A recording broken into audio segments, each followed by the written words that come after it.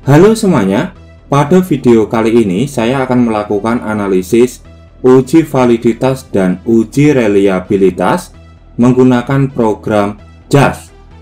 Nah, sebelum saya melakukan praktek di program JAS, alangkah baiknya kawan-kawan semua harus mengetahui tentang konsep dasar dari uji validitas dan uji reliabilitas. Uji validitas dan uji reliabilitas merupakan uji instrumen dalam penelitian, terutama pada angket kuesioner. Nah, uji validitas bertujuan untuk mengetahui kevalitan angket kuesioner yang digunakan oleh peneliti dalam mengukur dan memperoleh data penelitian dari responden. Nah, metode yang umum digunakan oleh peneliti dalam uji validitas yaitu uji validitas Pearson correlation. Uji validitas Pearson correlation pada dasarnya mengkorelasikan skor item dengan skor total pada satu variabel.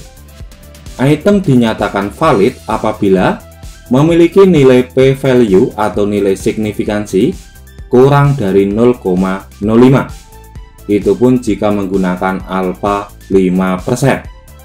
Nah, sedangkan untuk uji reliabilitas digunakan untuk membuktikan konsistensi dan ketepatan instrumen dalam mengukur sebuah konstruk atau sebuah variabel. Metode yang umum digunakan dalam uji reliabilitas yaitu metode Cronbach-Alpha. Jika nilai Cronbach-Alpha lebih besar dari 0,70, maka bisa disimpulkan bahwa asumsi penggunaan uji reliabilitas sudah terpenuhi atau sudah lolos. Nah, data yang baik dijadikan instrumen penelitian adalah data yang sudah lolos dalam uji validitas dan uji reliabilitas. Nah, setelah kita mengetahui tentang konsep dasar dari uji validitas dan uji reliabilitas, selanjutnya kita bisa menuju ke program JAS. Nah, langsung saja kita lakukan input data. Nah, caranya kita bisa pilih ini, show main menu. Lalu pilih open. Nah, filenya saya taruh di sini ya. Di mana format file yang digunakan yaitu CSV, bukan Excel. Nah, ini kita open. Nah, di sini ada 8 item yang digunakan dengan jumlah data sebanyak 30 data. Nah, langsung saja kita lakukan uji validitas Pearson. Nah, caranya kita bisa pilih regression, lalu pilih correlation. Nah, masukkan item 1 sampai total ke kolom variabel. Nah, di sini sudah muncul output uji validitas Pearson, di mana suatu item dinyatakan valid jika memiliki nilai p-value kurang dari 0,05. Nah, bisa dilihat item 1 memiliki nilai p-value sebesar 0,162.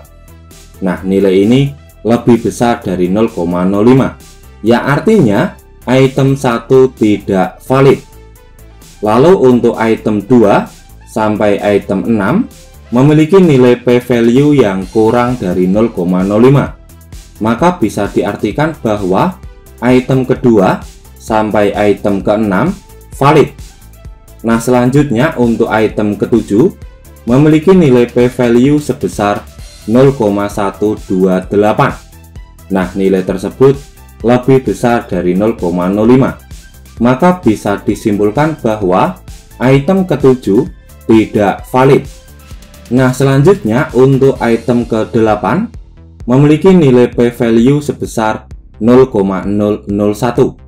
Nilai tersebut kurang dari 0,05, maka bisa diartikan bahwa item ke-8 valid. Nah, dari 8 item yang digunakan, ada 2 item yang tidak valid, yaitu item pertama dan item ke-7. Sedangkan item 2, item 3, item 4, item 5, dan item 8 dinyatakan valid.